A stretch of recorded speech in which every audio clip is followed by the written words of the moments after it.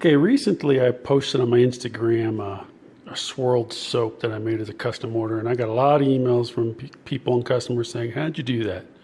And what you weren't able to see were the layers on the inside. So I'm going to at least show you how I put that together, and then when I unmold it in a couple days and cut it, I will show you the finished product. But that's what today's video is going to be about. So to start with, I've got a little kit that is made of plastic, and it's got as you can see, it's pretty thin. These are the pieces that come with it. They're not quite long enough for my molds when I use two together. So I've had to kind of rig them together with an extra piece of plastic and a little piece of tape, but it's not going to hurt what I'm going to do. So, I have lined my mold and gotten it prepared, and now I am going to mix up my soap. Okay, I've got my 4 colors that I'm going to use all ready to go. I've got a little tangerine, I've got a little raspberry red, I've got a little bit of lavender purple, and I've got like this aquamarine blue.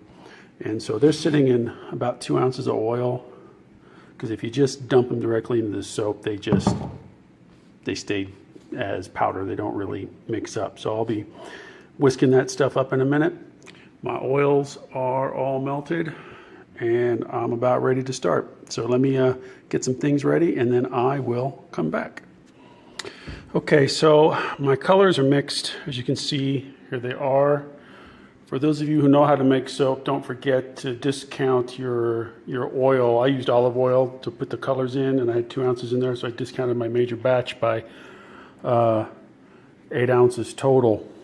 So anyway, here's how you do it. We're just going to start with one color and slowly pour it in. I like the purple on the sides, so I'm going to start with that. Hopefully I don't make too much of a mess here. Okay, I haven't put anything in the center yet, but I will in just a second. I'll probably have to put the phone down to do that. And see, we've got our colors out. I lifted out those pieces, put them in another mold, because I'll be doing one more like this. But I got all my colors in. I had to kind of ladle things out and check it together, but here's the stick concept I was talking about last night. So you're just going to take these colors, kind of paint them together, kind of in a swirl. You can do a figure 8 if that's more like what you enjoy. But I just love the way these look. I think,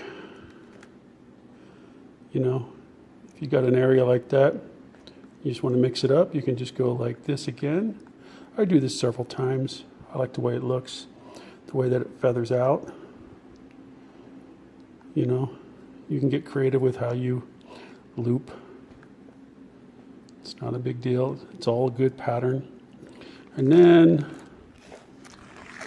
I like to turn it just a little bit.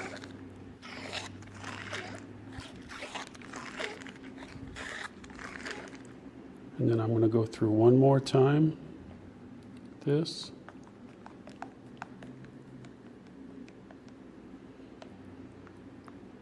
Then I'm just going to draw a line right up the center.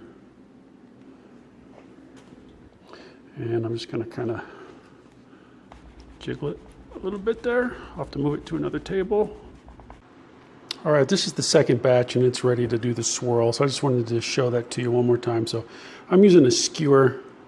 When I call it a stick, that's what I'm really talking about. These are, food grade quality. It's not like I'm sticking real sticks in here. So anyway, remember, at the top I drizzled any leftover soap that I had. So it looks a little bit like a, Jackson Pollock mess right now.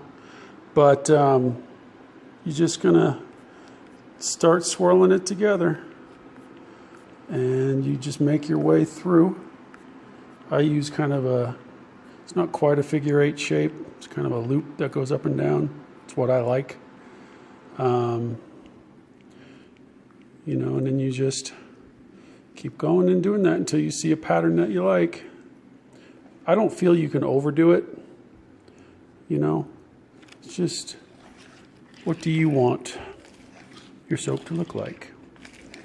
And by the way, when I say that this technique turns the soap, if you look at my swirls, and I'll show you here. If you look at the swirls, that has turned the edges up, okay? And it's caused the swirl to change direction. So when I talk about turning the soap, that is what I mean. And now it has a beautiful feather in it.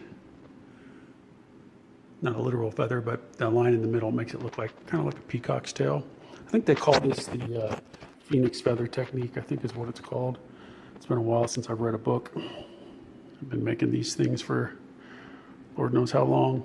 But anyway, that's another one in the books.